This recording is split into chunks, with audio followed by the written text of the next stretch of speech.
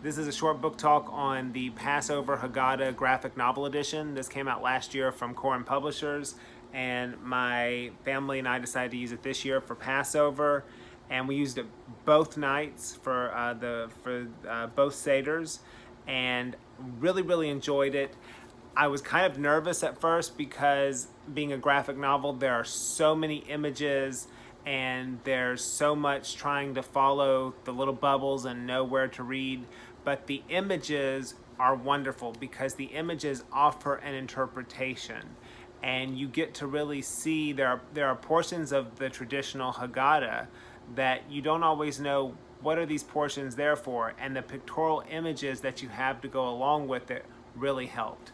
I really enjoyed this. I love just the cover because the cover features Jews of all different ethnicities and backgrounds, and all throughout the book you have Jews with white skin, brown skin, black skin, you have religious Jews, you have secular Jews, you have Orthodox Jews, you have Hasids, you have celebrity Jews. There's a portion where it's after the Dayenu, where you're connecting the story and talking about how wonderful it is of all the miracles of Passover, and it starts with someone who's supposed to be Miriam talking to Aharon, the high priest, all the way back in the Bible, and it goes all the way to modern times, and you see Jews like Benedict Spinoza portrayed, and it's just really interesting. My favorite image is this selfie. That we have where it says Bakol Dor Vador. In every generation, we have to see ourselves as if we came out of Egypt. And if you look at the selfie, this child, who earlier was the wicked child, if you know the four children, the four sons in the Passover liturgy, this was the wicked child. Now he's all happy. He sees himself as part of this tradition. And if you look at the picture, you find Steven Spielberg, you find Rabbi Jonathan Sachs, you find Theodore Herzl, you find David Ben-Gurion, you find Moshe Dayan. You find all these figures from Jewish history, more recent and all the way through biblical times. You find the Rambam, Maimonides. And a lot of times these might just kind of go over your head. You might not know who half these people are. That's okay. It's just the idea of so much thought went into this. It connects Jews to our history. It connects Jews to each other. And the idea is that this biblical story is something that we've inherited that comes down to us today. However you view it, whether you view it as a story, whether you view it as history, whether you view it as a mixture of both, it's just a really interesting Haggadah. I really enjoyed it. It is the traditional text. Some of the English translation, they take a little bit of liberty with. The four sons become the four children, and so there are the astute child, what we normally call the wise son, is a daughter, but it's still, so anyone who's like ultra-Orthodox would not be comfortable with this, but outside of that, the text itself is the traditional text, and I like that. I'm one of those weird agnostics who likes to read the traditional liturgy.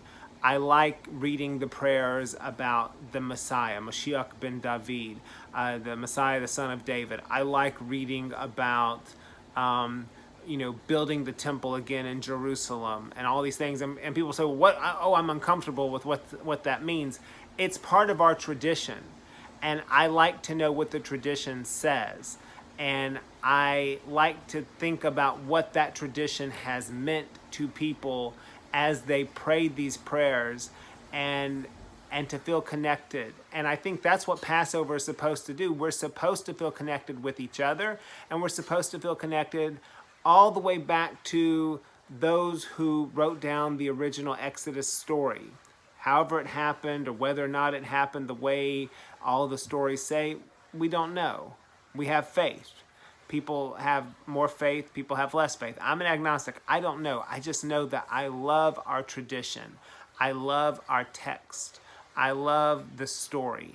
And I love feeling connected to the past and to the present and believing in the future and seeing the interpretations that they use the images. For instance, there's the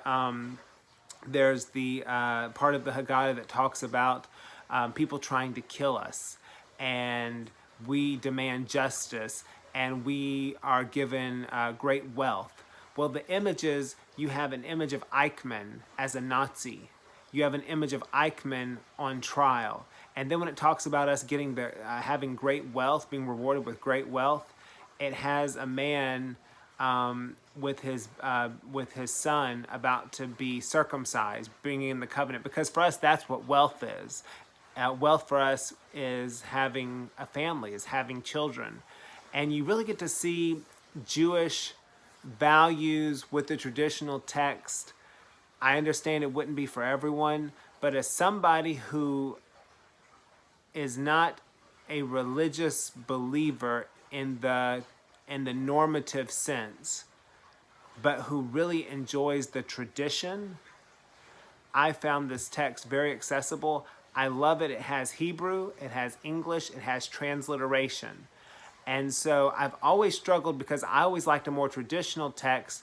How do you have that in a world where we have people who don't read Hebrew, where we have intermarriage, we have Jews and non-Jews together, and the pictorial images that they have?